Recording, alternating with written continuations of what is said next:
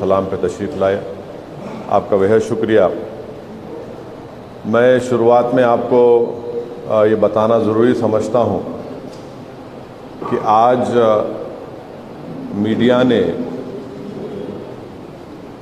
कांग्रेस के ex chief minister और x union minister और मध्य प्रदेश के जो चीफ मिनिस्टर बन सकते जनाब कमलनाथ का बयान मैं देखा हूँ, स्टेटमेंट देखा हूँ, जिसमें कमलनाथ ने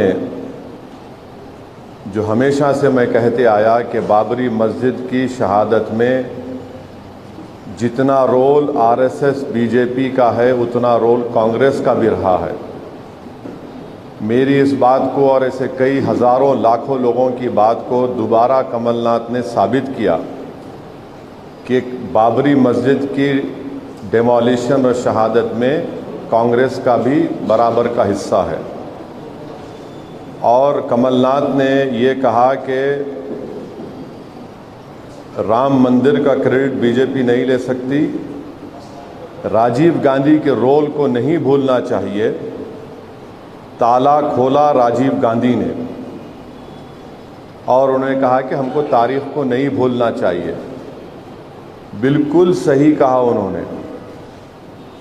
तारीख को इसलिए नहीं भूल सकते कि जब पहली मर्तबा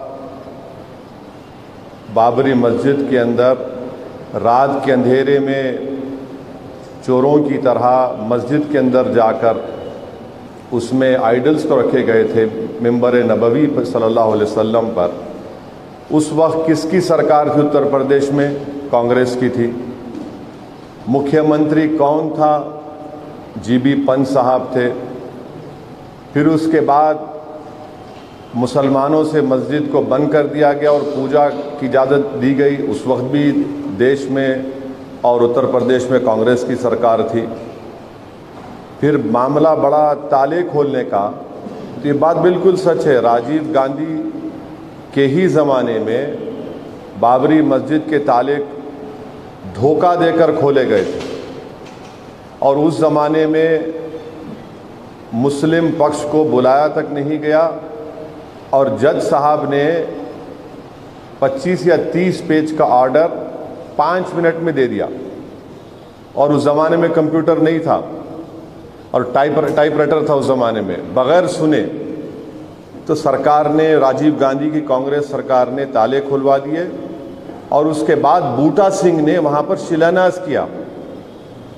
तो ये बात कमलनाथ ने साबित कर दिया कि बाबरी मस्जिद को जो छीना गया है उसमें बराबर का रोल कांग्रेस पार्टी का बीजेपी आरएसएस के साथ रहा है। तो 48-49 से 6 दिसंबर 1992 तक बराबर कांग्रेस का रोल रहा इसमें, डेमोलिशन में और इसको काम करने में। 6 दिसंबर के दिन बीजेपी, विश्व हिंदू परिषद, आरएसएस ने सुप्रीम कोर्ट को ये वादा किया, गलत बोला, झूठ बोला कि वहाँ पर कुछ नहीं किया जाएगा बाबरी मस्जिद को उसके बाद डेमोलिशन कर दिया गया। तो ये सच्चाई है, और इसमें बराबर कांग्रेस का और बीजेपी आरएसएस का रोल रहा है। मैं तो ये पूछना चाहूँगा कांग्रेस के नेताओं से कि क्या आप लोग क्यों सेकुलरिज्म का एक झूठा चेहरा जनता के सामने हमेशा पेश करते आ रहे हैं? मैं पूछना चाहूँगा राहुल गांधी से कि क्या आपके वालिद जब देश के प्रधानमंत्री थे तो क्या उन्होंने बाबरी मस्जिद के ताले खुलाए थे? नहीं खुलाए थे। मैं पूछना चाहता हूँ कांग्रेस के तमाम लीडर से जो अपने आप को बड़ा सेकुलर और लिबरल कहते हैं, बल्कि अंदर से जितना नफरत उनके दिलों में है, हिंदुत्व की आइडियोलॉजी पर दोनों चलते हैं। कांग्रेस भी चलती है और आपके बीजेपी भी चलती है। अब वो बताएं इसके ऊपर। ये सच्चाई है। कमलनाथ जो कह रहे हैं वो बिल्कुल सच कह रहे हैं, वही असली कांग्रेस का चेहरा है। और कमलनाथ साहब का एक बहुत बड़ा रोल भी रहा है जब 84 में सिखों का जेनोसाइड हो रहा था दिल्ली की सड़कों पर, उस वक्त हम पूछना चाहते हैं कमलनाथ से और कांग्रेस से कि क्या कमलनाथ और कांग्रेस पार्टी नहीं जानती कि रिकाबगंज के गुरुद्वारे में क्या हुआ? कमलनाथ जानते हैं। बहरहाल ये इनका बयान जो आया है, इससे कांग्रेस पार्टी का रोल उन्होंने एक्सेप्ट किया है बाबरी मस्जिद के डिमोलिशन में, बाबरी मस्जिद को मुसलमानों से छीनने के लिए, बल्कि मुसलमान नहीं बल्कि जो इस देश के रूल ऑफ लॉ को मानते हैं, जो इस देश में सुप्रीमेसी ऑफ लॉ को मानते हैं, जो सही मानों में सेकुलरिज्म को मानते हैं, लिबर्टी को, जस्टिस को मानते हैं, उनको जो शुरू से कह रहे थे कि ये मिले हुए हैं, मिल के सामने आ गया। और एक बात ये है कि जब ये बात कमलनाथ कह चुके हैं तो हम तो उम्मीद करेंगे कि देश के प्रधानमंत्री नरेंद्र मोदी जब जनवरी में कुछ फंक्शन करने जा रहे हैं वो, हाँ, तो हम उम्मीद करेंगे कि देश के प्रधानमंत्री राहुल गांधी को भी अपने साथ में लेके जाएं, क्योंकि जो काम उनके वालिद ने शुरू किया उसको मोदी जी मुकम्मल कर रहे हैं। तो देश के प्रधानमंत्री को चाहिए कि अपने साथ राहुल गांधी को भी लेके जाएं, ये अच्छा रहेगा, राम और श्याम की जोड़ी रहेगी। तो इन दोनों को, प्रधानमंत्री को हम चाहिए कि, क्योंकि प्रधानमंत्री की पार्टी आरएसएस ने भी पूरा बराबर का हिस्सा अदा किया। अब आप बोलेंगे सुप्रीम कोर्ट का जजमेंट है, बिल्कुल मैं मानता हूं सुप्रीम कोर्ट का जजमेंट है, सुप्रीम कोर्ट का जजमेंट है। Supreme court is supreme but not infallible. Supreme court ने यह भी कहा कि मुसलमानों ने मंदिर नहीं तोड़ी थी। और हैरत की बात यह है कि वो क्रिमिनल ट्रायल में किसी को सजा नहीं हुई। आप देखो कैसा एक सीक्वेंस देखिए आप, उस वक्त से लेके अब तक किसी को सजा नहीं हुई, माने सब मौजूद थे। दिल्ली में कांग्रेस की सरकार, उत्तर प्रदेश में बीजेपी की सरकार, जमीन पर पूरे आरएसएस और बीजेपी के नेता हैं। तो ये कमलनाथ का बयान कांग्रेस के असली चेहरे को जाहिर करता है और राहुल गांधी नाटक कर रहे हैं, ये उनका असली चेहरा है। तो राहुल गांधी और नरेंद्र मोदी को चाहिए कि राहुल को भी साथ ले लें, दोनों साथ लेकर जाएं। भाई आपने तो हमसे छीन लिया। अगर 6 दिसंबर को 1992 को मस्जिद शहीद नहीं होती तो क्या जजमेंट आता? अगर ताले बगैर मुस्लिम पक्ष को खोले नहीं खोले जाते तो क्या होता? अगर जब मस्जिद में मूर्तियां रखी गई रात में तो आप अगर साफ कर देते, मुसलमानों को दे देते तो क्या होता? नहीं, कुछ नहीं होता। तो ये बराबर का इनका हिस्सा है। ये जो पूरी पिक्चर है बाबरी मस्जिद की, इसमें दोनों का बराबर रोल है, बीजेपी का, आरएसएस का और कांग्रेस का। इसीलिए मैंने हमेशा कह रहा हूं, एक किताब का हवाला दिया था कि कांग्रेस आरएसएस की मां है। तो ये बताना था आप लोगों को, और इससे अच्छा है, ये साफ हो रहा है कि ये सब चीजें देखने में आ रही। और जो लोग हम पे उंगली उठाते हम उनसे पूछना चाह रहे, बोलो अब कमलनाथ जो बोल रहा है वो सच्चाई है वो? अब कमलनाथ के बयान पर ये कांग्रेस के लोग क्या बोलेंगे? राहुल गांधी जो बड़ा बड़ा अस्तीन उठा कर भारत जोड़ो बोलते, क्यों झूठ बोलते तुम? 1986 में आपके वालिद प्रधानमंत्री थे, 92 में आपकी पार्टी सरकार में थी, 48-49 में आपकी पार्टी देश में और उत्तर प्रदेश में सरकार में थी, बूटा सिंह आपका मंत्री था। तो ये बात सामने आई और मैं उम्मीद करता हूं कि देश की जनता ये देख रही होगी जो कमलनाथ ने कहा है। मुझे यकीन है कि तेलंगाना की आवाम, राजस्थान की आवाम, मध्य प्रदेश की आवाम, छत्तीसगढ़ की आवाम, जो भारत की असल रूह है, वो रूह क्या है, उसका सोल क्या है, उसका लिबर्टी है, जस्टिस है, इक्वालिटी और सेकुलरिज्म है, पॉलिटिकल सेकुलरिज्म नहीं। जो सेकुलरिज्म बाबा साहब अम्बेडकर ने सोचा था और संविधान में लिखा, उसको बाद में इनकॉर्पोरेट अलग हुआ। तो हमको यकीन है, और अगर किसी में अगर गीरत होगी तो वो एहतियात करेंगे कांग्रेस पार्टी से। जो हमको उंगली उठा रहे, देख लो कमलनाथ ने जो बयान दिया है वो आप तमाम के लिए काफ़ी है। और तेलंगाना में यहाँ पर सेक्रेटेरिएट की मस्जिद को भी इलीगल तरीके से डिमोलिश कर दिया गया था, मगर यहाँ की सरकार और यहाँ पर MIM पार्टी एक ताकतवर पॉलिटिकल पार्टी थी, यहाँ की जनता बाशऊर थी, क्योंकि बैलेंस ऑफ पावर यहाँ की जनता के पास है।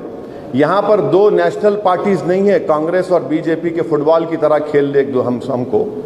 तो इसीलिए KCR ने इसकी जिम्मेदारी को समझा और दोबारा सेक्रेटेरिएट की मस्जिद बनी। मगर यही कांग्रेस पार्टी ने 1992 में कहा था कि हम बाबरी मस्जिद बनाएंगे, इनकी CWC में कहा था, सब झूठ था वो। ये कांग्रेस पार्टी का असली चेहरा है। और कांग्रेस पार्टी का चेहरा आपको देखना है तो नेल्ली मैसेकर देखो आप, आसाम में 10,000 लोग मारे गए। इनका चेहरा देखना है आपको तो आप हाशिमपुरा देखो, मलियाना देखो। इनका चेहरा देखना है तो आपको 1969 का अहमदाबाद का राइट्स देखो, 1980s के अहमदाबाद का राइट्स देखो, श्री कृष्णा कमीशन उठा के पढ़ लो आप, भिवंडी के कमीशन की रिपोर्ट उठा के पढ़ लो आप। तो ये कांग्रेस पार्टी का, बराबर मैं कह रहा हूं, कोई फर्क नहीं है कांग्रेस पार्टी में और बीजेपी के हिंदुत्व एजेंडे में। एक जरा ज्यादा सख्ती से बोलते, एक जरा अंग्रेजी में हिंदी मिलाकर मुस्कुराहट से बोलते हैं, तो ये फर्क है। अब दूसरी जो अहम चीज थी जो मैं आपको बताना चाह रहा हूं कि तेलंगाना में, एक मिनट, तेलंगाना में पिछले 9 साढ़े 9 साल से स्टेट बनने के बाद यहां पर TRS है, BRS की सरकार है। जून 2014 में रियासत तेलंगाना तश्कील में अमल में लाई गई। 9 साल में कर्फ्यू तेलंगाना में भैंसा टाउन में 2020 में एक बार लगा, और वो भी नाइट कर्फ्यू था 2021 में, और कोविड के दौरान कर्फ्यू था। जब कांग्रेस पार्टी तेलंगाना में इख्तिदार में थी 1990 से, 90 में भी इख्तिदार मिला उनको, फिर राजशेखर रेड्डी 2004 में 90 में चन्नारेड्डी साहब बने थे, फिर एन जनार्दन रेड्डी साहब थे, बीच में तेलुगु देशम आई, फिर 2009 में ग्रेट राजशेखर रेड्डी ने 2004 में कांग्रेस को दोबारा लेकर आए थे। तो आप 1990 से 2012 तक आप देखेंगे 11 कर्फ्यू नाफिज हुए थे हैदराबाद में, पूरे तेलंगाना में 10 हैदराबाद में थे। और कितने दिन का कर्फ्यू था? 113 दिन का। 1990 से 2012 तक 113 दिन का कर्फ्यू हैदराबाद में था। और 2014 से 2023 नवंबर की तारीख, आज की तारीख तक 2 बार कर्फ्यू लगा भैंसा में और फिर कोविड में।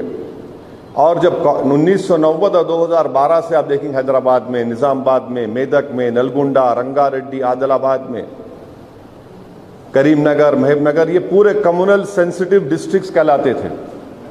आज अल्हम्दुलिल्लाह यहाँ पर डेवलपमेंट हो रहा है, यहाँ पर पीस है। हैदराबाद बल्कि तेलंगाना GDP के लिहाज से पर कैपिटा इनकम हाईएस्ट है। ये दूसरी चीज़ है। और मुझे यकीन है कि तेलंगाना की आवाम जब 30 नवंबर के दिन वोट डालने जाएगी, वो इन तमाम बातों का नोट लेगी और एक अच्छा फैसला करेगी। तीसरी बात यह है कि मजलिस इत्तेहादुल मुस्लिमीन, अल्हम्दुलिल्लाह आवाम ने, अल्लाह सुब्हाना व तआला का करम है कि अल्लाह ने हमको कामयाबियों से हमकिनार किया है। 2018 में हमने 8 उम्मीदवार खड़ा किए थे, 7 अरकान असम्बली हमारे मुंतखब हुए अल्हम्दुलिल्लाह। मैं आपको बताना ये चाह रहा हूँ कि आवाम का साथ मजलिस के साथ रहा, इंशाअल्लाह है और मुस्तक़बिल में रहेगा। इसलिए कि मजलिस इत्तेहादुल मुस्लिमीन आवाम के दरमियान में रहकर काम करती है। मजलिस इत्तेहादुल मुस्लिमीन आवाम के गम में, आवाम की तकलीफ़ में, आवाम के दरमियान में रहती है। और अल्हम्दुलिल्लाह दारुस्सलाम का मजलिस का दफ्तर हफ्ते में 6 दिन खुला रहता है और बहुत से आप लोग माशाल्लाह से आते हैं। आप देखते हैं कि हमारा काम करने का तरीक़ा सबसे अलग है, मुनफरिद है। तो मजलिस के साथ अरकान असम्बली कामयाब हुए। अब ज़ाहिर है हमको अपने अरकान के उम्मीदवारों के नामों का ऐलान करना है, मगर मैं ये बताना ज़रूरी समझता हूँ कि अल्हम्दुलिल्लाह जितने मजलिस के अरकान असम्बली जिसको अवाम ने मुंतखब किया, उन्होंने मेहनत की, जुस्तजू की, अपने लिहाज से काम करने की कोशिश की। मैं इन तमाम का शुक्रिया अदा करना चाहता हूँ, हमारे तमाम मौजूदा अरकान असम्बली का। और साथ ही साथ मैं बात बताना ज़रूरी समझता हूँ कि मजलिस इत्तेहादुल मुस्लिमीन इस असम्बली, तेलंगाना के असम्बली इलेक्शन में हम लोग मौजूदा 7 असम्बली हलकों के साथ साथ राजेंद्र नगर और जुबली हिल पे भी अपना कैंडिडेट खड़ा करेंगे। तो 9 असम्बली हलके पर मजलिस इत्तेहादुल मुस्लिमीन तेलंगाना के असम्बली इलेक्शन में हिस्सा लेगी। और मैं आपके बात बताना ज़रूरी समझता हूँ कि 2018 में ही ये बात तय हो गई थी कि 2023 में जब असम्बली के इंतखाबात होंगे तो अहमद पाशा कादरी साहब और मुमताज़ अहमद खान साहब की जगह पर किसी और उम्मीदवार को मौका दिया जाएगा। अहमद पाशा कादरी साहब तो हमारे लिए एक स्टालवर्ट हैं और मेरे ख्याल से वो मजलिस के जितने लोग आज पुराने बुज़ुर्ग जो बरसों से वाबस्ता हैं मजलिस से, मेरे ख्याल से अब्दुल वाहिद ओवैसी को देखने वालों में शायद अहमद पाशा कादरी हैं और थोड़े बहुत लोग हैं। वो हमारे वालिद सुल्तान सलाहुद्दीन ओवैसी के बड़े क़रीबी साथी थे। अहमद पाशा कादरी साहब की जो खिदमात मजलिस के लिए हैं वो नाकाबिल फ़रामोश हैं। मुझे अच्छी तरह याद है कि मैं और अकबर की हमारी उम्र होंगी 10 या 11 साल की, और उस वक्त से मैं और अकबर हमारे वालिद की जीप में बैठकर तेलंगाना के, उस वक्त के आंध्र प्रदेश के डिस्ट्रिक्ट्स में दौरा करते थे। तो उस वक्त मेरे वालिद के साथ, सालार के साथ अहमद पाशा कादरी साहब, रहमत हुसैन, मरहूम रहमत हुसैन जैदी साहब, अल्लाह उनकी मग़फ़रत करे, शेख मोहम्मद अख्तर साहब, ये लोग जाते थे। मैं उस ज़माने से अहमद पाशा कादरी साहब की वाबस्तगी को देखा हूँ। अहमद पाशा कादरी साहब कई मरतबा सालार के साथ जेल में भी गए और बहुत कम लोग जानते हैं कि अहमद पाशा कादरी साहब जेल में मरहूम कायद के सामने बैठकर नाते सुनाते थे जेल में। और अहमद पाशा कादरी साहब की जितनी मैं तारीफ़ करूं, उनकी खिदमात के बारे में बोलूं, वो बहुत कम होगा मेरे लिए। और बेइंतहा बेलोस तरीक़े से मजलिस की खिदमत करते आए और इंशाअल्लाह मुझे यकीन है कि आइंदा भी वो मजलिस इत्तेहादुल मुस्लिमीन की और खिदमत करेंगे। मुझ जैसे कमज़ोर इंसान की वो रहबरी भी करेंगे, अपने मशवरों से मुझे आरास्ता करेंगे। मुमताज़ अहमद खान साहब मजलिस इत्तेहादुल मुस्लिमीन के रुकने बल्दिया थे, कॉरपोरेटर थे पहले वो, फिर उसके बाद 94 में एमएलए बने। 1996 में मुमताज़ अहमद खान साहब, सालार का पार्लियामेंट इलेक्शन था, मजलिस में नहीं थे, तब भी मुमताज़ अहमद खान साहब सालार के इलेक्शन में काम किए।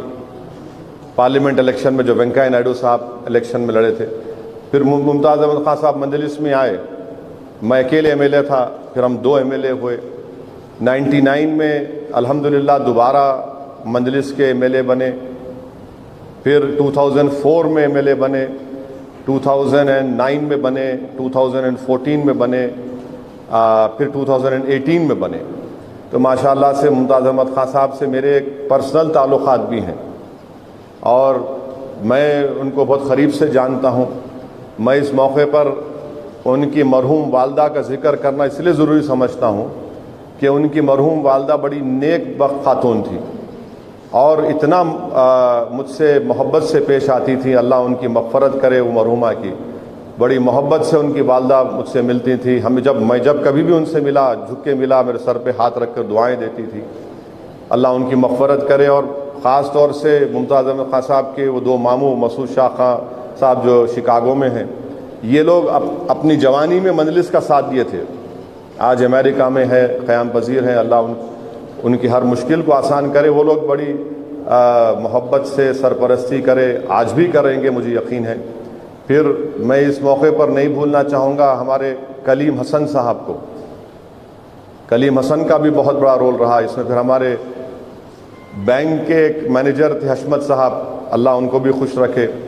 तो मुमताज़ खान साहब से मेरे ताल्लुक़ात एक ज़ाती लेवल पे अच्छे ताल्लुक़ात हैं और बराबर रहेंगे। मुमताज़ खान साहब अमेरिका में थे, अमेरिका से उनकी वापसी के बाद मैं मुमताज़ खान साहब को अहमद पाशा क़ादरी साहब को बुलाकर दारुस्सलाम में उनसे बताया कि भाई जो बात पहले से तय थी आपको मैं बता रहा हूँ कि इस बार मैं आपको और पाशा क़ादरी साहब को दोबारा एमएलए का टिकट नहीं दे सकता हूँ, और मेरी ख्वाहिश ये है कि आप लोग मजलिस से वाबस्ता रहें और बल्कि इलेक्शन में आगे बढ़कर एक बड़े बनकर आप मजलिस के लिए काम करें। तो दोनों ने मुझसे ये कहा कि बिल्कुल सही है, बराबर हम जमात के साथ थे, है और रहेंगे, हम मजलिस के लिए काम करेंगे। मैं शुक्रगुज़ार हूँ उनके उस मोहब्बत भरे अल्फाज का, उनकी वाबस्तगी का जो उन्होंने पाशा क़ादरी साहब ने और मुमताज़ खान साहब ने कहा। और मुझे यकीन है कि इस इलेक्शन में पाशा क़ादरी और मुमताज़ खान साहब दोनों मजलिस इत्तेहादुल मुस्लिमीन के लिए काम करेंगे, मजलिस के उम्मीदवारों के लिए काम करेंगे। और उनका एक बड़ा तजुर्बा है, हम उस तजुर्बे से फ़ायदा ही हासिल करेंगे। और आज के दिन मैं जो है चंद असम्बली सीट के उम्मीदवारों के नाम का ऐलान कर रहा हूँ आपके सामने। तो मैंने जैसा आपसे कहा कि 9 असम्बली कॉन्स्टिट्यूंसीज पर मजलिस इलेक्शन लड़ेगी, जिसमें मौजूदा 7 एमएलए की कॉन्स्टिट्यूंसी है, राजेंद्र नगर की असम्बली कॉन्स्टिट्यूंसी और जुबली हिल्स है। तो आज मैं बहादुरपुरा, राजेंद्र नगर और जुबली हिल्स के कैंडिडेट्स का ऐलान नहीं करूंगा, वो शॉर्टली करूंगा आपके सामने। और सबसे पहली बात तो यह है कि हमारे पार्टी लीडर अकबरुद्दीन ओवैसी दोबारा इंशाअल्लाह चंद्रायन गुट्टे से मजलिस के उम्मीदवार रहेंगे। अहमद बलाला साहब मलकपेट से मजलिस इत्तेहादुल मुस्लिमीन के उम्मीदवार रहेंगे। कौसर मोहिउद्दीन साहब कारवान से मजलिस इत्तेहादुल मुस्लिमीन के उम्मीदवार रहेंगे। फिर माजिद हुसैन नामपल्ली से मजलिस इत्तेहादुल मुस्लिमीन के उम्मीदवार रहेंगे। याकूतपुरे से जाफ़र हुसैन मेराज साहब इंशाअल्लाह मजलिस इत्तेहादुल मुस्लिमीन के उम्मीदवार रहेंगे। और चार मीनार से एक्स मेयर जुल्फ़िकार साहब मजलिस इत्तेहादुल मुस्लिमीन के उम्मीदवार रहेंगे।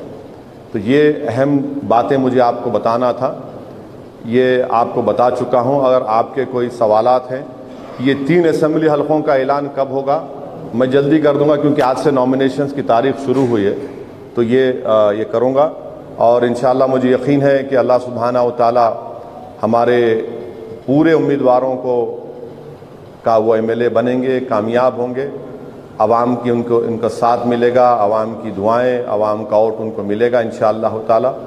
और हमारी कैंपेन का आगाज़ भी कल परसों से शुरू हो जाएगा। तो दूसरे 3 असम्बली हल्के जात का इंशाअल्लाह मैं जल्द से जल्द आपके सामने नामों का ऐलान कर दूँगा।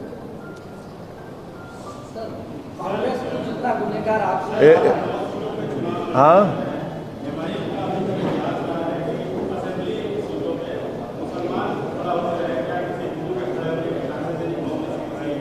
नहीं प्रमोद साहब, आप जानते हैं कि हमारे पास कई हमारे दलित बैकवर्ड क्लास के भाई कॉरपोरेटर्स भी हैं, तो इंशाअल्लाह ताला देखिए क्या होता है।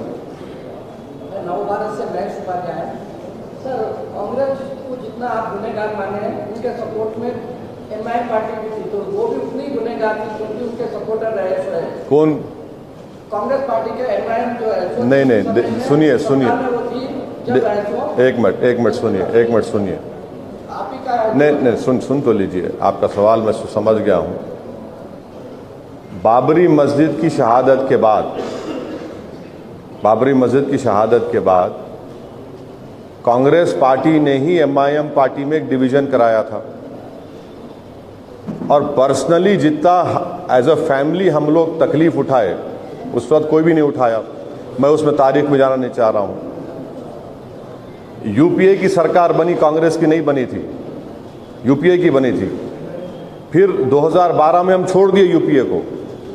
क्यों छोड़े? क्योंकि किरण कुमार रेड्डी की सरकार जो यहाँ पर थी, यहाँ पर कई कम्युनल राइट शहर में हो रहे थे। शायद आप लोगों को याद नहीं होगा, उस ज़माने में जो लोग रात में शादी खाने से वापस अपने घर को आते थे तो ऑटोज़ में स्टैबिंग होती थी। आप देख लीजिए, हम छोड़ दिए, यूपीए को छोड़े और सपोर्ट विड्रॉ कर लिए। मगर ये बाबरी मस्जिद का तो फैक्ट है। कमलनाथ जो बात कह रहे हैं बिल्कुल सच है। वो मैं जो आपसे कह रहा हूँ, जीबी पंच से लेके 1992 6 दिसंबर तक इन्हीं की तो सरकार थी। बूटा सिंह साहब शिलान्यास किए थे। डेवलपमेंट का आप बोले सर, अपना ओल्ड सिटी पूरा जो है सो उस्मानिया ले लीजिए, सालाजन म्यूजियम ले लीजिए, सेंट्रल लाइब्रेरी ले लीजिए, पूरा डस्ट का यानी मूसी रिवर को इतना सुंदर बनाने का था, पूरा आपका क्षेत्र आता जो बिल्कुल है तो एक डंपिंग यार्ड के समान है। आप ऐसो हाईटेक सिटी चले जाइए, बोलते हैं पेरिस है बोलते, तो आपके क्षेत्र में इतनी। आप कहाँ रहते भाई? आप? मैं अफजलगंज में रहता हूँ। अच्छी बात, आप सुन लीजिए। उस्मानिया हॉस्पिटल की नई बिल्डिंग बन रही, नई बिल्डिंग बिल्कुल बन रही, हाई कोर्ट में रुका हुआ। हम तो बोल दिए, हम तो यहाँ तक बोले कि अगर पुरानी बिल्डिंग को तोड़ना है तो तोड़ दीजिए। आप शायद भूल गए आप कि परसों वहाँ पर 2 नए ब्रिजेस बन रहे, मेट्रो का काम शुरू हो चुका है अल्हम्दुलिल्लाह। चौथी बात आप बोल रहे थे, हाँ और एक बात आपको बता रहा हूँ, बापू घाट से लेके, बापू घाट मालूम ना आपको, बापू घाट से लेके मूसा नदी से मूसाराम बाग तक एक नई रोड का आरडीपी बन चुका है। ये काम हम फ्यूचर में कराएंगे। अब रहा सवाल आपके अफजलगंज का, आपका एमएलए कौन है? आप नहीं सुनिए, सुन तो लीजिए। नहीं देखिए, सुन तो देखिए, आप मेरे से बहस करना चाह रहे तो आप जर्नलिस्ट बनिए या पॉलिटिकल एक्टिविस्ट बन जाइए। आपका एमएलए कौन है? उनसे पूछना जरा। चलिए सेकंड सवाल। हाँ हाँ,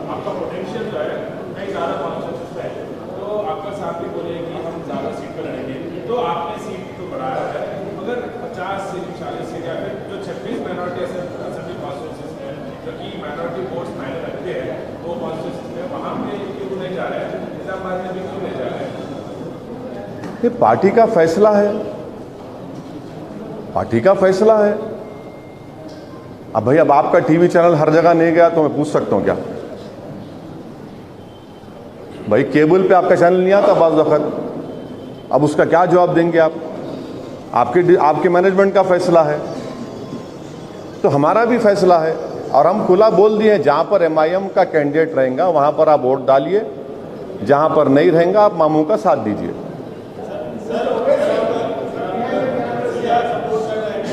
हाँ,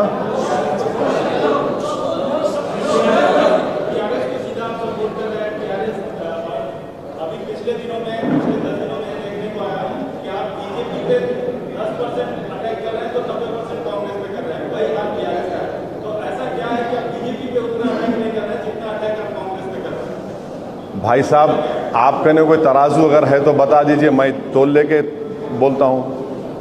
बीजेपी के बारे में जितना मैं बोल रहा हूँ वो तो कोई बोल ही नहीं रहा है। बीजेपी को बराबर बोल रहे, दोनों को बोल रहे हैं। मगर एक बात बताइए कि जहां पर तेलंगाना में, कम से कम तेलंगाना में बीजेपी को अगर रोक कोई रहा है तो कौन रोक रहा है? और अगर जहां पर कांग्रेस और बीजेपी का मुकाबला, वहां बीजेपी आगे बढ़ रही है। यहां पर तो तेलंगाना में बीजेपी को रोक रहे हैं ना, कोशिश कर, और आप आज कल भी रोकेंगे। मगर कोई फर्क नहीं है दोनों में, बीजेपी कांग्रेस में। कमलनाथ ने कह दिया ना, आज तो रिटेरेट कर दिया जो मैं बात कह रहा हूं। बराबर हम तनकीद का निशाना बन रहे, तनकीद नहीं कर रहे भी उनको। मगर जब प्राइम मिनिस्टर आते, अमित शाह आते, एक ही उनके जबान पर था, ओवैसी के हाथ में स्टीयरिंग है। अब इन्हों आते राहुल गांधी। अरे भाई, कम से कम आप लोग समझाइए उनको कि त्रिपुरा नहीं लड़े हम, आसाम नहीं लड़े भाई, कैम्ब्रिज के पढ़े हैं शायद, वो डेवलपमेंट स्टडीज पढ़े। अरे भाई जरा कोई बताइए उनको।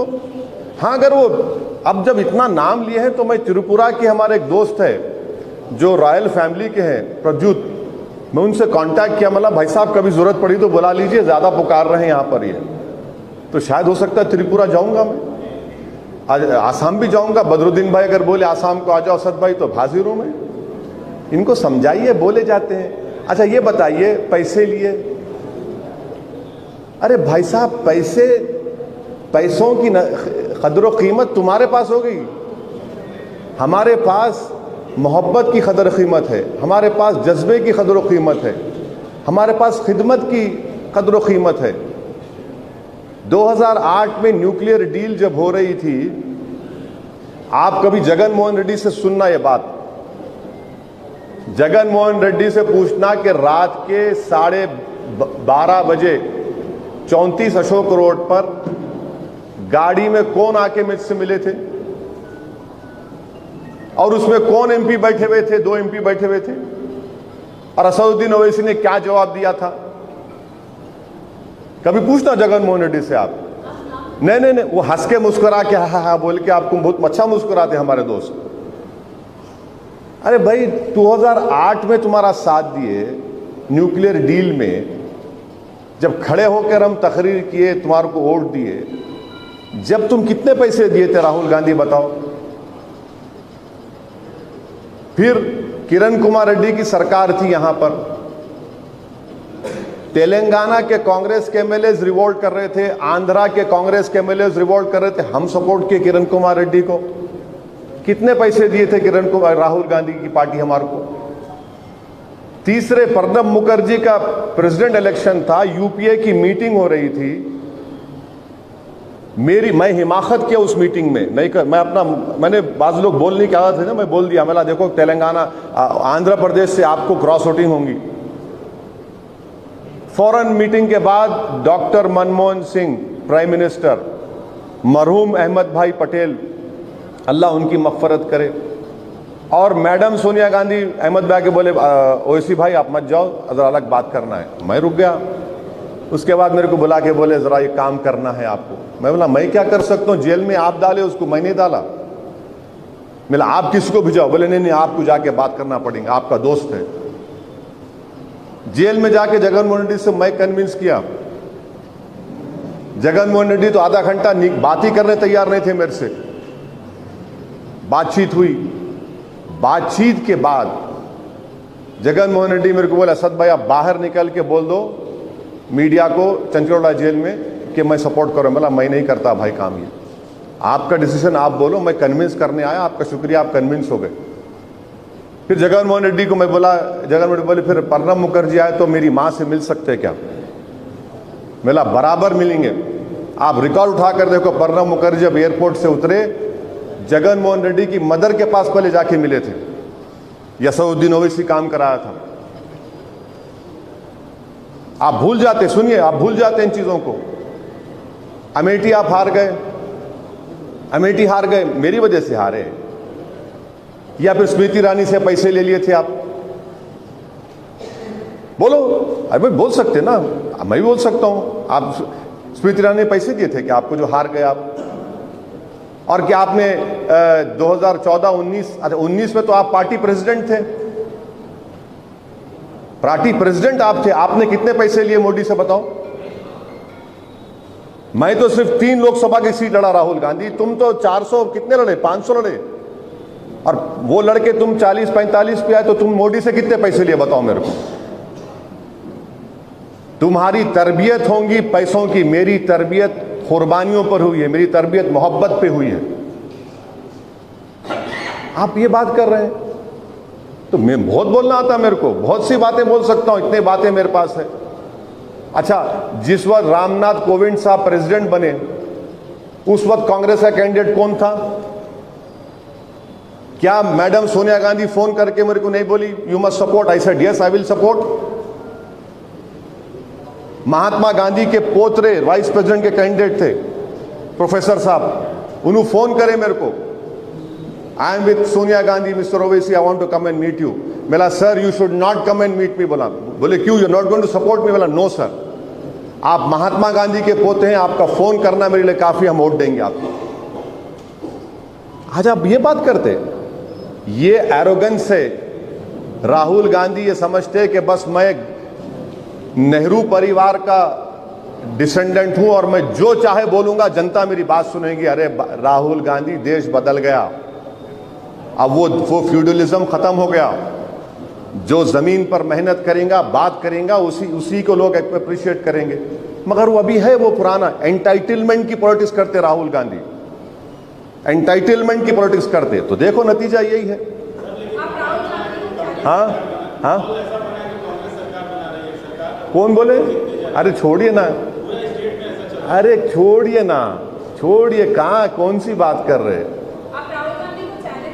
शोर हमारा है, जोर हमारा है, सरकार हमारी बनेगी। माहौल छोड़िए, कहाँ का माहौल? अरे किधर का माहौल? हाँ हाँ, बीआरएस को, मेरी बात नोट कर लो आप। बीआरएस इंशाअल्लाह ताला अपनी ताकत पे सरकार बनाएंगी। बीजेपी ये चाहती है कि तेलंगाना में कोलिशन का माहौल बने। मोदी यही चाहते हैं, आरएसएस यही चाहती है, मगर तेलंगाना की आवाम ये नहीं चाहती। तेलंगाना की आवाम ये नहीं चाहती।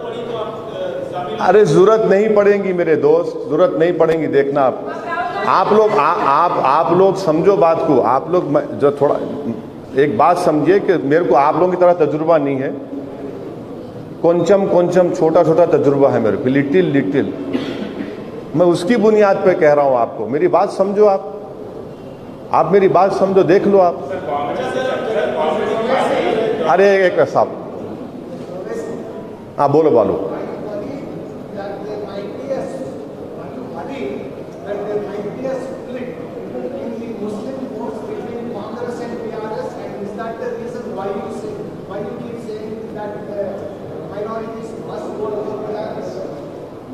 No, I am not worried. Why should I be worried? I am confident that every section of the society would vote for all the 9 MIM candidates and make their MLAs. And every section of Telangana society, whether they are backward classes, scheduled caste, scheduled tribe, minorities, upper caste, farmers, every section would vote for Mamu. हाँ, एक करके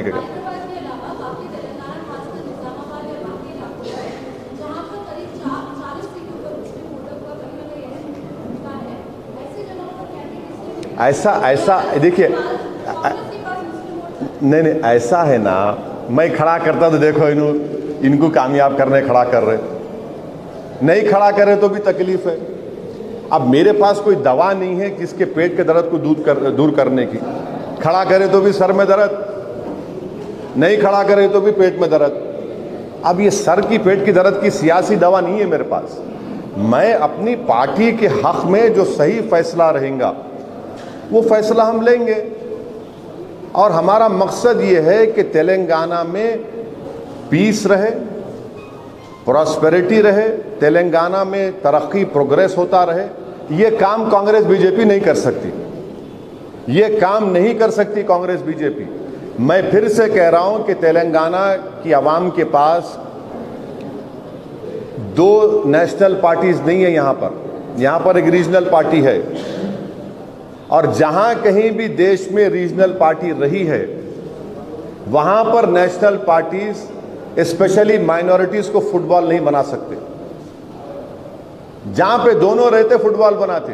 अब कमलनाथ का बयान आप देख लो मध्य प्रदेश में। अब क्या ऑप्शन है मुसलमानों को वहां पर या माइनॉरिटीज को? क्या ऑप्शन है उनको? बोलो आप, ऑप्शन क्या है उनके पास? अब कांग्रेस क्या बोलेंगी? नहीं बीजेपी से लड़ना है हमको। अरे बीजेपी से लड़ना है तो तुम उनकी तरह होकर लड़ेंगे? तुम हिंदुत्व के और हिंदुत्व में जाएंगे क्या? तो यहां पर जो बैलेंस ऑफ पावर है, यहां पर जो अल्टरनेट पॉलिटिक्स है, वो बहुत बड़ी एक देन है तेलंगाना की आवाम के लिए। हाँ, अब उनका फैसला है भाई।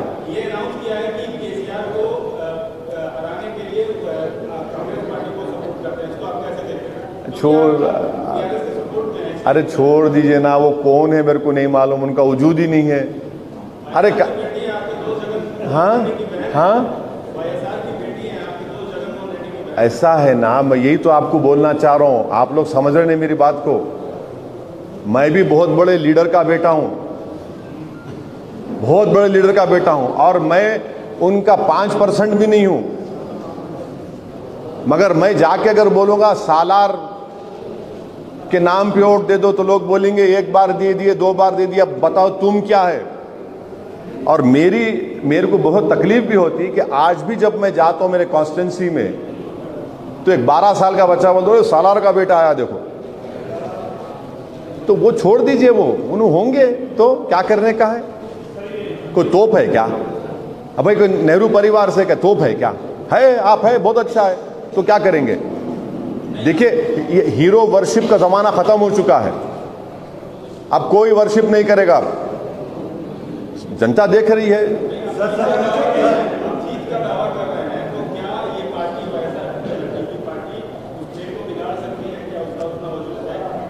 अरे उनका वजूद ही नहीं है यहां पर मेरे दोस्त, वजूद ही नहीं है। वहां जाकर मिल लिए थे कांग्रेस से, फिर कुछ बना नहीं, बोले इलेक्शन लड़ेंगे, वजूद ही नहीं है उनका। क्या बोलना उनके बारे में, छोड़िए ना, क्या वक्त खराब कर रहे हैं।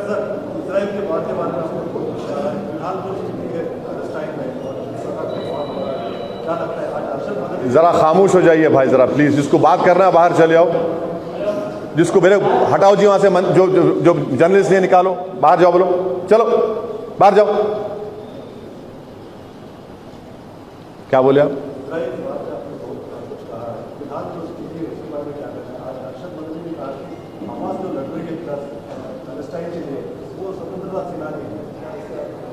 मैं ये कह रहा हूं कि गाजा में जेनोसाइड हो नहीं बल्कि हॉलोकॉस्ट हो रहा है। जेनोसाइड नहीं, गाजा में हॉलोकॉस्ट हो रहा है। गाजा में हॉलोकॉस्ट हो रहा है। 10,000 लोग कब तक मार दिया गया, जिसमें से 5,000 मासूम बच्चे हैं, 4,000 के करीब महिलाएं हैं, 10,000 बिल्डिंगों को तोड़ दिया गया, 50,000 महिलाएं प्रेग्नेंट हैं वहां पर। गाजा में 36 हॉस्पिटल में से 20 हॉस्पिटल को इजराइल बर्बाद कर दिया। तो इजराइल इस पूरी दुनिया में एक डिस्क्रिमिनेशन की बेहतरीन मिसाल है, पूरी दुनिया में। बल्कि इजराइल का ये जो पॉलिसी है वो तो उस वक्त के साउथ अफ्रीका को भी शर्मिंदा कर देगा। इतना डिस्क्रिमिनेशन, इतना जुल्म वहां पर फलस्तीनियों पर किया जा रहा है। आप बताइए, 10,000 में 4-5 हजार मासूम बच्चे हैं, 3-4 महिलाएं हैं, 3-4 हजार महिलाएं हैं, और पूरा ये सुपर पावर बैठ के देख रहे हैं, तमाशा देख रहे हैं। अगर इजराइल के इतने लोग मर जाते तो क्या होता था वहां पर? इजराइल के अगर इतने लोग मर जाते तो क्या होता था वहां पर? और 75 साल से फलस्तीनों को मारा जा रहा है। 1948 में नखबा हुआ, 7 लाख फलस्तीनों को निकाल कर आप फेंक दिए, यही इजराइल लोग 48 से। और आप लोगों को मालूमात के लिए कह रहा हूं कि इजराइल में अगर कोई फलस्तीनी चलता है तो उसकी रोड अलग, उसका रास्ता अलग, वो गाड़ी का नंबर प्लेट अलग। आप बताओ दुनिया में कौन सी जगह ऐसा होता? बताओ। फलस्तीनी है तो उसका रोड अलग, उसका रास्ता अलग, नेम प्लेट है। उसको अगर जाना है तो 100 क्रॉस करना पड़ता, उसको चेक्स होते हैं उसके लिए।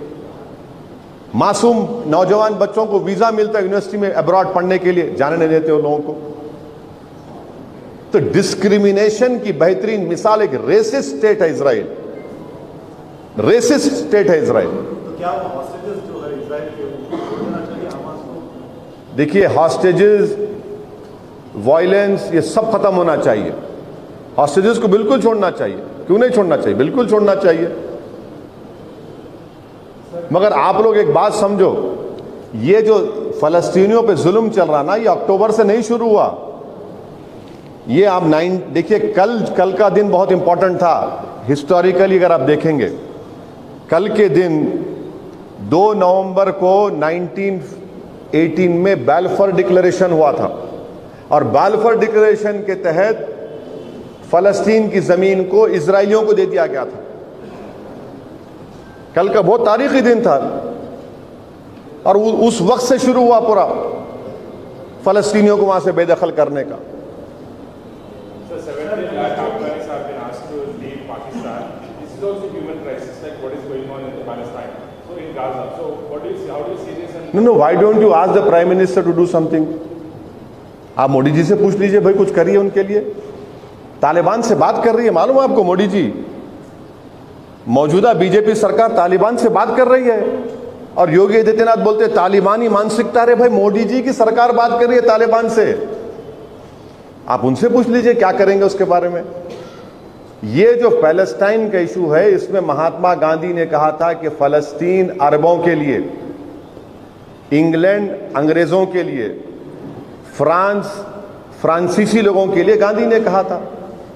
और हमने हमेशा फलस्तीनियों के कॉज को हमने सॉलिडरिटी एक्सप्रेस किया, हमने स्टैम्प्स इशू किए। खुद ये मौजूदा बीजेपी की सरकार राइट विंग सरकार है और वो भी कह रहे हैं कि हम पैलेस्टाइन स्टेट के कायल हैं।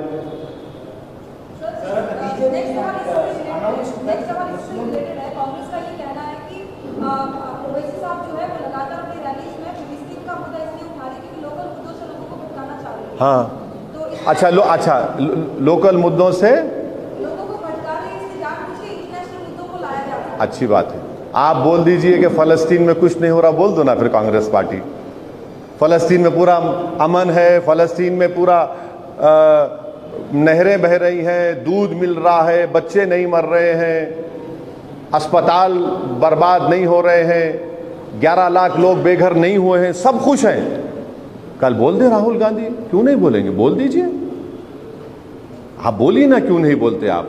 बोलिए आप बोल दीजिए ओवैसी गलत कह रहा है, झूठ कह रहा है, फलस्तीन में कुछ नहीं हो रहा है, फलस्तीन में 5000 बच्चे नहीं मरे हैं, फलस्तीन में 4000 महिला नहीं मरी हैं, ओवैसी झूठ बोल रहा है, ये बीजेपी से मिला हुआ है फलस्तीन के मान, वो भी बोल दो। या बोल दो कि फलस्तीन से मुझे पैसा मिला है, वो भी बोल दो। कौन रोक रहा उनको? बके जा रहा हूं जुनू में क्या क्या, वो मामला है इनका। लेकिन फिलिस्तीन के मसले पे, हाँ, फिलिस्तीन के मसले पे लोग आपसे पूछ रहे हैं हाँ। कि आप विश्व बिरादरी से, भारत सरकार से, प्रधानमंत्री से अपील कर रहे हैं कि वो सब चीजें रोका जाना चाहिए, लेकिन आपने कभी हमास से अपील की कि वैसा मत करो? हमास से अपील की कि ऐसा मत करो? मैं उनका स्पोक्स पर्सन हूं। नहीं, मैं उनका नहीं, मैं सुनिए, देखिए मैं उनका स्पोक्स पर्सन हूं।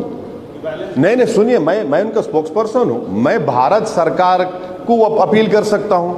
वो किए क्या सर प्रधानमंत्री से आप? हाँ सर, आप इतना गुस्से में क्यों आ रहे आप? अरे आप थोड़ा पानी पीजिए। अरे इतना पानी दो भाई। अरे आपको इतनी तकलीफ कहीं को हो रही? अरे पानी पियो इतना। आप डायरेक्ट लिंक कर सकते हैं। अरे भाई साहब, आप देखो, आप जर्नलिस्ट है, जर्नलिस्ट बनो, जर्नलिस्ट बन के रहो। आपका एक व्यवहार है, आपका एक बहुत बड़ा व्यवहार है। आप इतना गुस्से में क्यों आ रहे भाई मेरे? आराम से, आराम में नहीं कह रहा हूं, कहीं भी नहीं जा रहा हूं, मेरा दफ्तर है।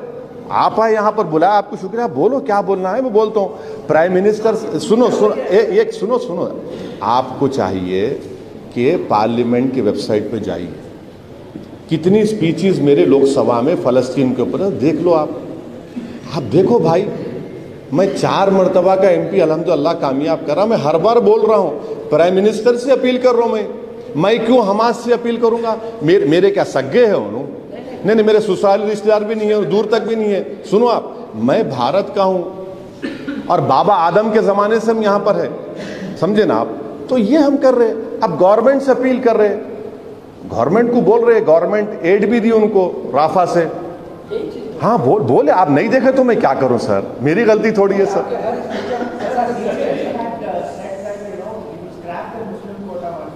हाँ, अरे ये छोड़िए ना, महाराष्ट्र में क्या हो रहा, बीजेपी की टाइम हो रही वहां पे।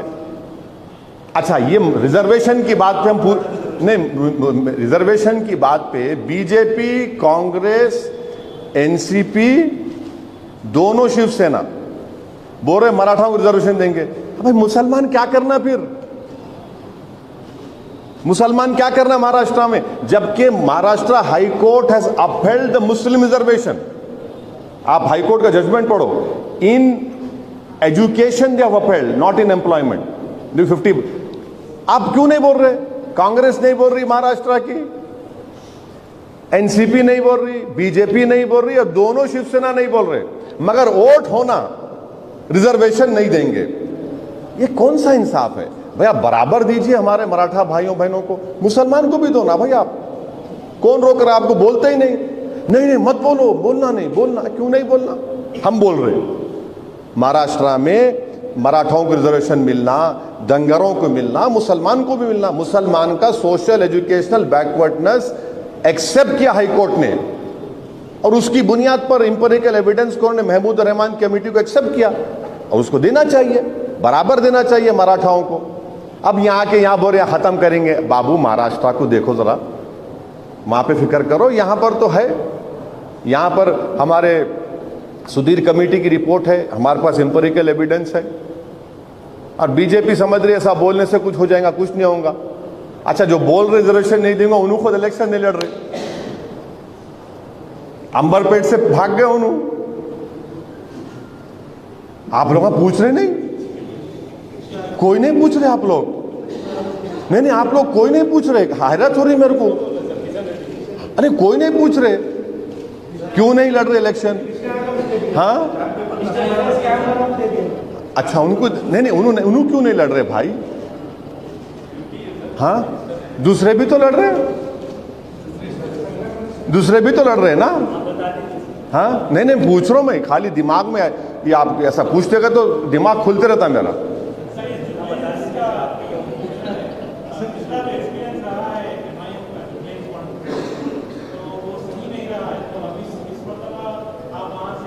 नहीं देखिए एक्सपीरियंस अच्छा रहा है।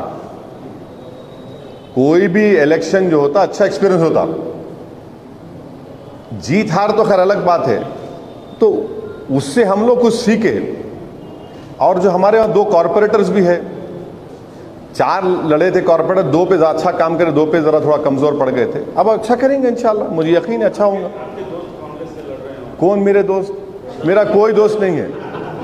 नहीं उनके दोनों जो 2 भाई हैं वो मेरे साथ निजाम कॉलेज में पढ़े हैं, मेरे करीबी दोस्त रहे हैं, आज भी हैं, कल भी रहेंगे, मेरे दोस्त हैं वो। इनको मैं नहीं जानता, इनको मैं नहीं जानता। इन मुरादाबाद में थे, फिर वहाँ से वो नहीं हुआ, फिर टोंक गए, वहाँ भी कुछ नहीं हुआ। हाँ है वो वहाँ पे भी कुछ नहीं हुआ। हाँ ठीक है, कांग्रेस पार्टी उनको उन पार्टी मेरे क्या करना है, हम तो दोनों पार्टी के खिलाफ में, जैसा कि बीजेपी और कांग्रेस, और यहाँ पर तो टीआरएस है, तबादील है कुछ ना कुछ, लेकिन राजस्थान और मध्य प्रदेश में आपने क्या? राजस्थान की खुशखबरी देता हूँ 2 दिन में, सुनो आप, don't worry, I am working on it. आप सुन लो, राजस्थान आपको आई मालूम होगा इंशाल्लाह। हाँ बुरी बात क्या है, बुरी बात क्या है? आ जाओ, बोल रहा हूँ मैं भाई, इतना चीखा मार के बोल रहे, ऐसा बोल रहे जैसा कि कोई बेचारा जो ट्रांसलेट कर रहा उन्हें परेशान है, सब बोल रहे। कई को बोलते आ जाओ ना भाई, आप हैदराबाद से आके लड़ो, आप कौन रोक रहा आपको? अमेठी तो आप अमेठी जीत सकते, क्या बोलो हमारे को आप? हम बोलना पूछ रहे आप दोबारा स्मृति हरा सकते नहीं हरा सकते, बोलो हमारे को। आप वायनाड मत लड़ो, हैदराबाद लड़ लो, चलो आ जाओ, एक सीट लड़ लो, आ जाओ, कौन रोक रहा आपको? आप जो है आप अमेठी हार गए, मैं हराया वहां पे, मैं तो गया भी नहीं वहां पे। और आपको मैं बता रहा हूं, कभी इंशाल्लाह कोई वक्त मिलेगा ना मेरे को, आप तमाम को मैं अमेठी लिख जाऊंगा एक दिन। आप अमेठी जाके देखना और देख के बोलना, अरे बाप वापिस चलो हैदराबाद को बोलना। आप वीआईपी कॉन्स्टिट्यूंसी अमेठी है, क्या डेवलपमेंट वहां पे हुआ देख लो आप। मैं जाके देखा हूं अमेठी, मरहूम जफरयाब जिलानी साहब के साथ अमेठी मैं 4 दिन फिरा। मैं वहां पे हम मुस्लिम रिजर्वेशन जलसे कर रहे थे, तो जिलानी साहब मेरे को बोले जाओ तुम जाके देखो। हमारे वालिद के पुराने दोस्त थे, साथी थे, अल्लाह उनकी मग़फ़रत करे। आप अमेठी जाके देखो, मालूम होता आपको क्या हो रहा वहां पे, क्या इन्हों करे, देखो आप। सर आप कांग्रेस को बोल रहे हैं कि यहाँ पर तेलंगाना में कुछ नहीं होने वाला है। दूसरी तरफ देखें तो कांग्रेस दावा कर रही है कि 9 दिसंबर को यहाँ पर सीएम कैंडिडेट का वोट भी लेने के लिए एलबी स्टेडियम बुक हो गया है। हाँ 9 दिसंबर को हम बोलते ना होम मिनिस्टर के नाम पे लिस्ट से तय हो गया। हाँ नाम पे लिस्ट कैंडिडेट। अरे भाई मैं तो ये सुना कि पूरी कैबिनेट बन गई। मैं तो ये सुना कि फूल का हार भी पहन लिए। मैं तो ये सुना कि जीत भी गए। अब क्या बाकी रहा भाई? अब तो कुछ जरूरत ही नहीं है, हो गया, पूरा खेल ही खत्म हो गया। अब क्या बाकी रहा? हो गया, आगे हो गया, क्या करेंगे? क्या मस्खरापन है? अभी तो जंग शुरू हुई प्यारे, अभी तो शुरू हुई। अब मैदान पे सब आएंगे। अब देखो आप, क्या ये बाय हो गया, ये हो गया, वो बुक करा लिए, ये बुक करा लिए। इससे पहले भी बुक कराए थे। माजिद साहब है, पूछो उनको आप, 1999 में कौन दिल्ली को जाके फूल का हार पहन लिए थे? 3-4 लोग। होता है इनके पास, यही कल्चर है। अब मैं तो सुना कि झगड़े हो रहे, नहीं मैं बनता हूं तू बनता हूं बोल के। कर्नाटका में आप देखो, कांग्रेस के 10 MLA हॉलीडे पे जा रहे थे और नहीं जाना बोल दिए। फिर कोई बोले दुबई को ले जाते, नहीं जाना बोल रहे। अभी मैं सुना कि अभी कोई बोला है कि मैं मुख्यमंत्री बन सकता हूं। ये कांग्रेस पार्टी का कल्चर है, इनको ऐसा रहता मामला। सर ऑल इंडिया कॉन्फ्रेंस में कुछ बोलना है? हाँ केटीआर साहब बोल रहे हैं। केटीआर साहब अपनी बात करेंगे, मैं अपनी बात करूंगा ना। मैं कहीं को उनकी बात करूंगा, उन्होंने अपनी बात करेंगे, मैं अपनी बात करूंगा। तो आप भी राहुल गांधी को क्रिटिसाइज कर रहे हो? मैं क्रिटिसाइज कर रहा हूं, बिल्कुल कह रहा हूं। मैं तो बोल रहा हूं ना, उन्हें भूलने की आदत है उनको बेचारों को। उनको कोई समझाना बिठा के, माजिद साहब जरा समझाओ भाई आप, ना बोलो आप, समझाओ, ऐसा न करो, बोलो ऐसे काम, थोड़ा पढ़ो लिखो बोलो। गृह मंत्री अमित शाह आए थे, उन्होंने कहा कि ओबीसी को मुख्यमंत्री बनाएंगे अगर हमारी सरकार है तो। क्या उस पर क्या कहना?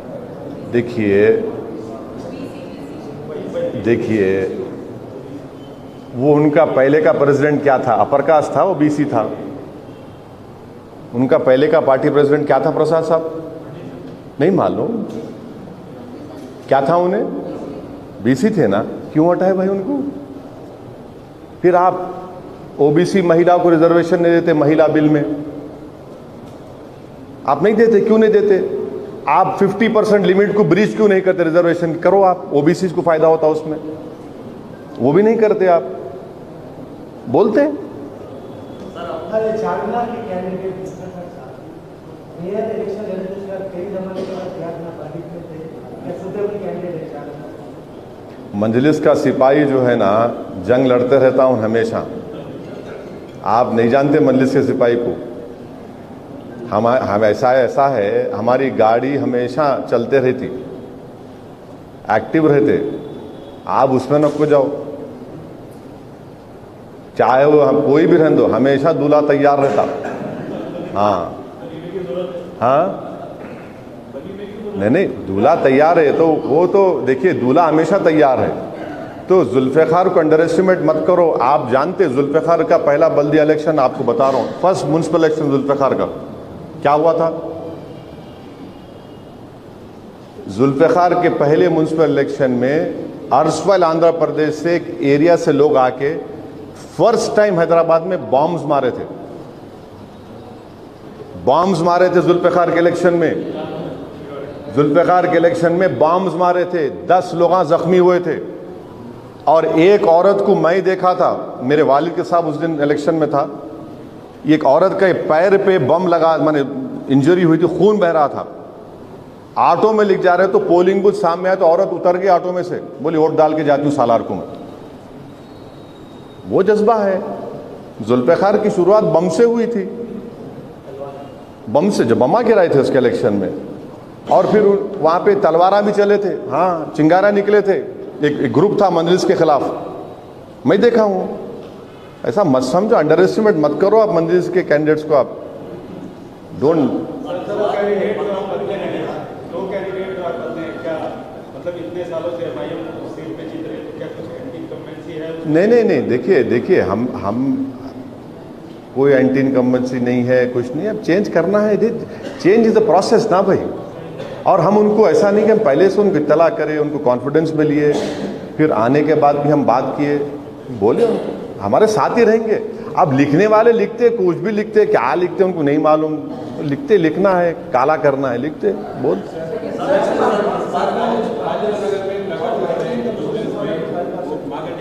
है, हाँ, हराना है उनको, हाँ हराते हैं, जीतना है हमारे को, हमारा एमएलए बनना। आप समझ रहे हैं हमको, इसमें जीतने को लड़ रहे इलेक्शन वहां पे हम बराबर दोनों के खिलाफ कैंपेन करेंगे।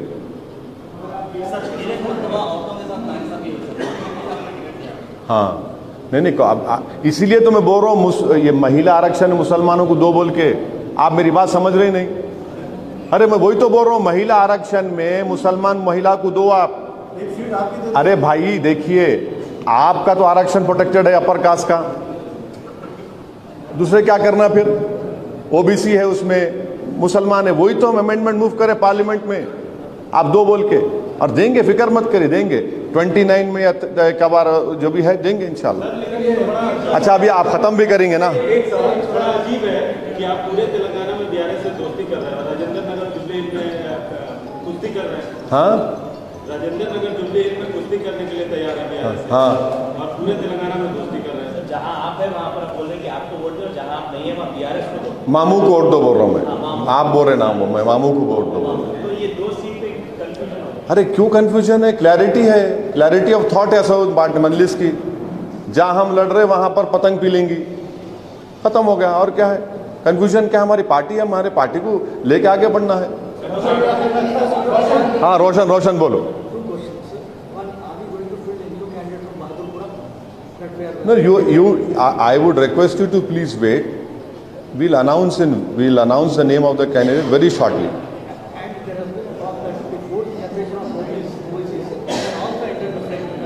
अरे अब भाई, you write, how can I authenticate your news? No, I cannot stop you from writing what you want.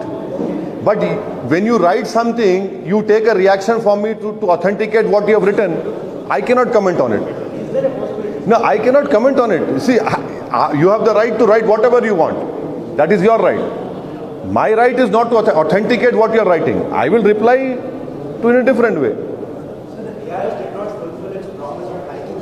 Of hiking the Muslim quota to 12%. Sir, please understand that 4% is on a Supreme Court stay. 4% is on a Supreme Court stay, and that to a constitutional bench. Now, anyone who's saying this, can they give me an assurance that reservation will not be taken away if this is removed?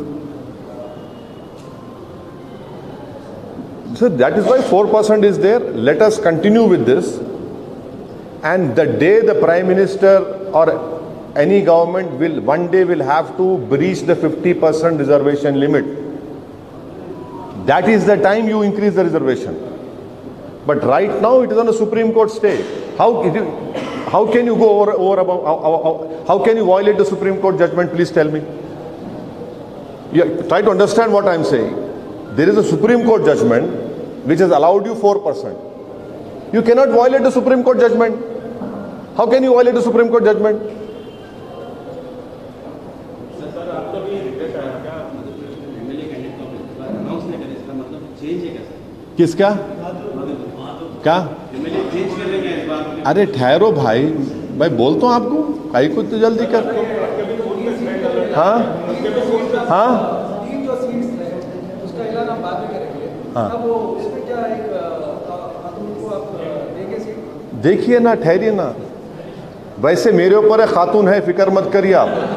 आपके ऊपर नहीं है तो नहीं मालूम मेरे को, मेरे ऊपर तो है। नहीं सर, आपके भी फोन में रेड अलर्ट आया क्या? हाँ आया ना, मैं बोला ना, मेरे को भी आया। मेरे नहीं सर, आप ट्वीट करें। हाँ नहीं मेरे को आया, मैं बिल्कुल आया। अब आपको दिखाओ बोलो, दिखाया तो अभी ईमेल खोल के मेरा आया मेरे को। क्या है सर मसला? अब नहीं मालूम क्या, मेरे पीछे भी पड़ गए मेरे फ़ोन के, नहीं मालूम मेरे को। ना सेकंड वाइफ है, ना मैं कोई गंदे काम करता हूँ, ना मैं कोई बुरे सोबतों में रहता हूँ।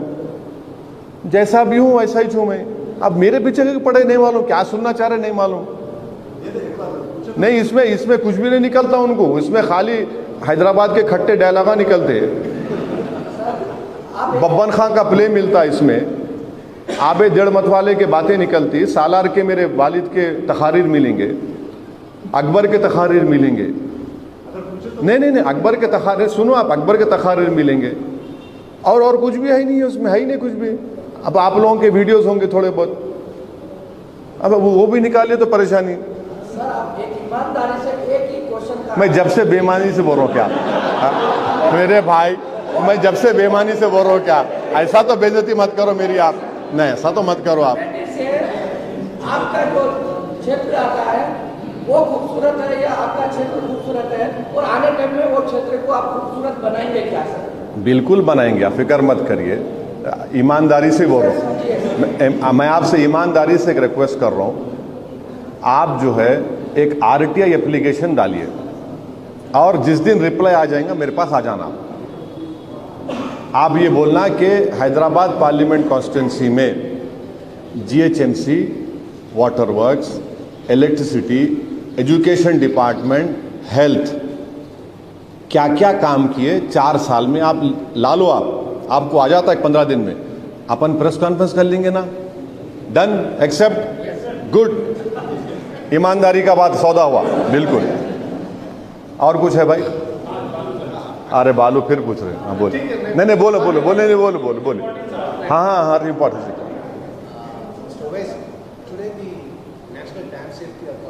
National Dam Safety Authorities report on Kaleshwaram is out, where they have said that there are serious problems in design and construction. Right. They are holding the government and the irrigation department responsible for the flaws. Right. I'm not sure if it has come to your notice. I have not read it, but I have read the statement of Mr. K.T. Ramarao that all the rectification costs will not be borne by the state government. This is what he has said on record. But I'm yet to see the statement which you have said. Let me read it, then I can react on it. I cannot react immediately without reading it. That's why I said I don't think. Yeah. Thank you. I am grateful to you. और कुछ है? खत्म ना भाई? शुक्रिया, thank you, बहुत बहुत शुक्रिया आप लोग। नहीं कोई 1-2